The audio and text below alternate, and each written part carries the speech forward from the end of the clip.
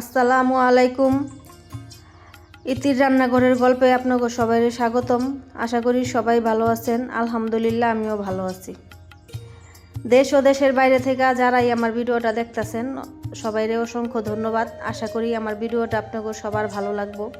অবশ্যই প্রথম থেকে শেষ পর্যন্ত আমার ভিডিওটা দেখবেন। আর যদি ভালো লাগে আমার ভিডিওটা অবশ্যই আমার চ্যানেলটা সাবস্ক্রাইব করে দিন। আজকে দেখেন আমি সব কিছু কাটাকাটি করে ধুইয়া পাকলাই লইয়া পড়ছি। আজকে আমি রান্না করবো পাবদা মাছ দিয়া, টমেটো আলু দিয়া, আর রান্না করবো উস্তা ভাজি, আর রান্না করবো ডিমের কিমা। আপনারা কে কে ডিম এভাবে রান্না করে খাইছেন অবশ্যই জানাইবেন কমেন্টে। তা আমি রান্নাটা অলরেডি শুরু করে দিলাম। আজকে এমনিতেই একটু দেরি হয়ে গেছে। আমার রান্নাটা দুপুর 1টার মধ্যে কমপ্লিট করতে হয় যেমনিই হোক, কারণ আমার মেয়েটা আবার খাওয়া দাওয়া করে মাদ্রাসায় চলে যায়, তাই ওর জন্য তাড়াতাড়ি রান্নাটা করতে হয়। তো প্রথমে আমি ডিমের কিমাটা রান্না করবো। আপনারা দেখতে থাকেন আমি কিভাবে রান্না করি। এই রান্নাটা একদমই সহজ, কিন্তু খাইতে অনেক মজা হয়। আমার বাচ্চাদের, আমার হাজব্যান্ডের সবার অনেক পছন্দের এই ডিম রান্নাটা। তা আমি যখনই দেখি আমার হাতে সময় কম থাকে আমি এইভাবে ডিমটা রান্না করে দিই, ওরা সবাই মজা করে খায়। তা আমি পরিমাণ মতো তেল দিয়া, পেঁয়াজ দিয়ে, এখন লবণ দিয়ে দিছি ডিমটা আমি রান্না করার লাগা। আমি যেই পরিমাণ মতো পেঁয়াজ লাগবো ওই পেঁয়াজটাই দিয়ে লইছি। এখন পেঁয়াজটা আমি ভাজা লইতে থাকি। আরেকটা চুলায় আমি এখন উস্তা ভাজিটা করে লমু, কারণ দেরি হয়ে যেতেছে। 2 চুলায় রান্না না করলে রান্নাটা আগাইব না। তা আমি উস্তা ভাজির জন্য তেল দিয়ে দিলাম। এখন দিয়ে দিলাম পরিমাণ মতন পেঁয়াজ কুচিটা একটু বেশি দিতে হয় ভাজিতে, কারণ যেহেতু উস্তা ভাজিতে একটু বেশি পেঁয়াজ দিলে ভালো লাগে। দিয়ে দিলাম কাঁচামরিচ। এখন পেঁয়াজটা আমি হালকা ভাজে নিমু।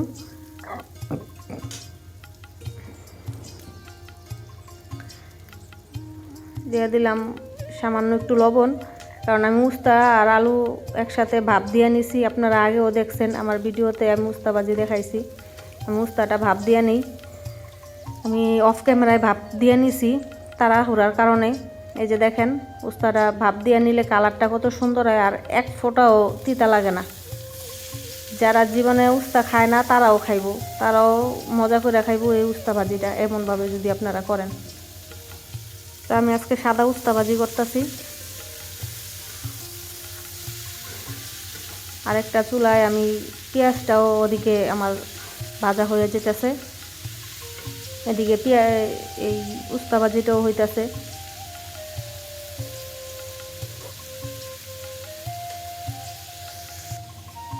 এদিকে দেখেন আমার এই পেঁয়াজগুলোও লাল হয়ে আইছে। এখন আমি এর মধ্যে দিয়ে দেবো আদা রসুন বাটা।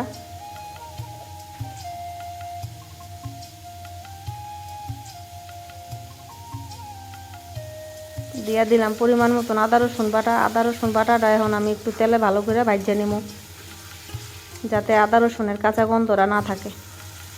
ভাজা লইছি। এখন দিয়ে দিলাম পরিমাণ মতন একটু পানিটা দিয়ে এখন আমি গুঁড়া মশলাগুলো দিয়ে দেবো। দিয়ে দিলাম হলুদের গুঁড়া, দিয়ে দিলাম মরিচের গুঁড়া, দিয়ে দিলাম জিরার গুঁড়া, দিয়ে দিলাম ধনিয়া গুঁড়া। এখন ভালো করে মশলাটা কষাই নেব। এর মধ্যে আমি আরেকটা জিনিস দিব, সামান্য একটু গরম মশলা গুঁড়া দিলাম। এই গরম মশলাটা গুঁড়াটা দিলে তরকারির ঘ্রাণটা খুব সুন্দর আসে, আর খাইতেও খুব টেস্ট হয়। আমি এখন এটা ভালো করে কষাইতে থাকি। আর এদিকে ভাজিটাও আমার হইয়া গেছে। এখন ভাজিতে দেখেন, ভাজিটা আমি আর বেশি ভাজা করবো না, তাইলে ভাজিটা লাল হয়ে যাব। এই উস্তাটা সবুজ সবুজ থাকলে আমার ভালো লাগে বেশি। এই ধনিয়া পাতাটা দিয়ে আমি একটু নাড়াচাড়া করে ভাজিটা নামাই নিব। আমার ভাজিটা রান্না হইয়া গেছে গা।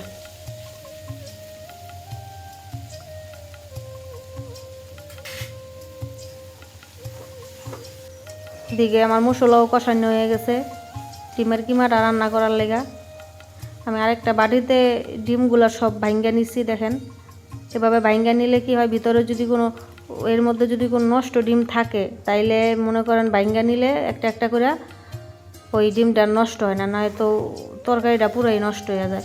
অনেক সময় এই গরমের মধ্যে নষ্ট ডিম বের হয়ে যায়। তা আমি এইভাবে এই ডিমটার মধ্যে আর কোনো পানি টানি কিচ্ছু দিব না, এটারে এইভাবে আমি ভাজা ভাজা করে নেব। আপনারা দেখেন এই রান্নাটা একদমই সহজ, যে কোনো মানুষ এই রান্নাটা করতে পারবো। আর আপনারা কারা কারা এইভাবে ডিম রান্না করে খাইছেন অবশ্যই জানাইবেন। আর যারা খান নাই কখনো অবশ্যই এইভাবে একবার ট্রাই করে খাইয়া দেখবেন, ডিমটা অনেক মজা হয়।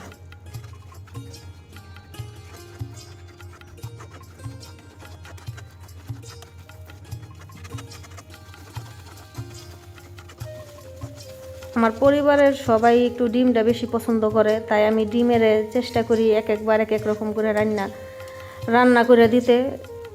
আর যেমনি রান্ধি সবাই পছন্দ করে। আলহামদুলিল্লাহ আমার রান্নাটা সবাই ভালোই কয়। দিয়ে দিলাম ভাজা জিরার গুঁড়া। আমার ডিম রান্নাটা হয়ে গেছে গা। এখন আর একটু লাইরা চাইরা আমি নামাইলমু। আমার তরকারি এটা রান্না হয়ে গেছে। এখন আমি পাবদা মাছের তরকারি এটা রান্নার লাইগা কড়াই বসাই দিছি, পাবদা মাছটা ভাজার লাইগা। এখন আমি পাবদা মাছটা ভাজা লমু।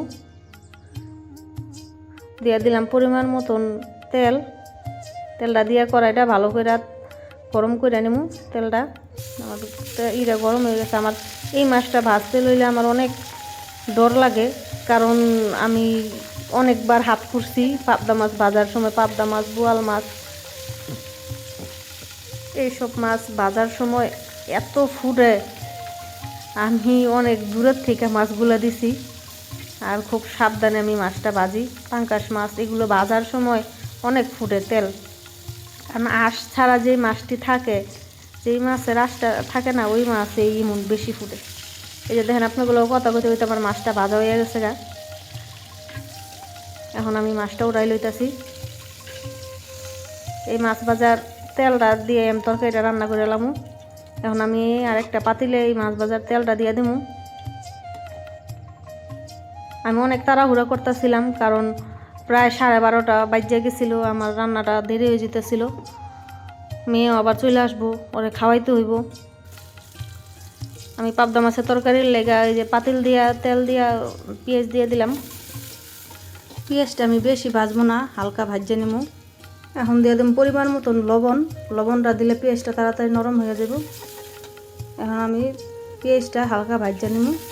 আমার পেঁয়াজটা ভাজা হয়ে গেছে গা। এখন দিয়ে দেবো আদা রসুন বাটা।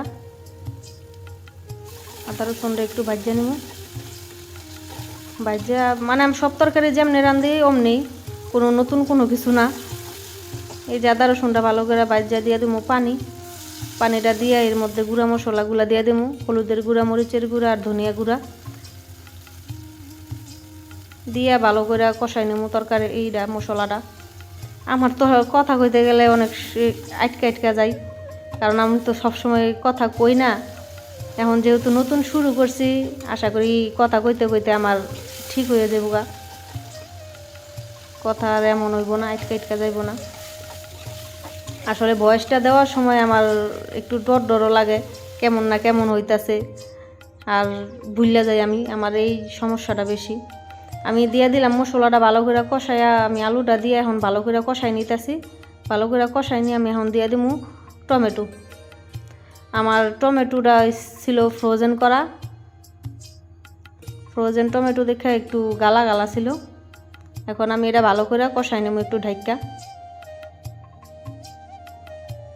দেন আমার তরকারিটা ভালো করে কষাইনো হয়ে গেছে।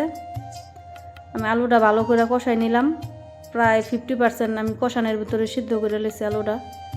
এখন আমি দিয়ে দিলাম পরিমাণ মতন পানিটা দিয়ে আমি একটু ফুটাই নেব। পানিটা আমি ঢাকা দিলাম, আমি ভালো করে একটু ফুটাই নেব। এই যে দেখেন আমার তরকারিটা, এই যে আলুটা একবারে সিদ্ধ হয়ে গেছে, তরকারিটাও প্রায় হয়ে আইছে। এখন আমি মাছটা দিয়ে দিব। মাছটা দিয়া ধনিয়া পাতা দিয়া আমার তরকারিটা আমি নামাই নেব।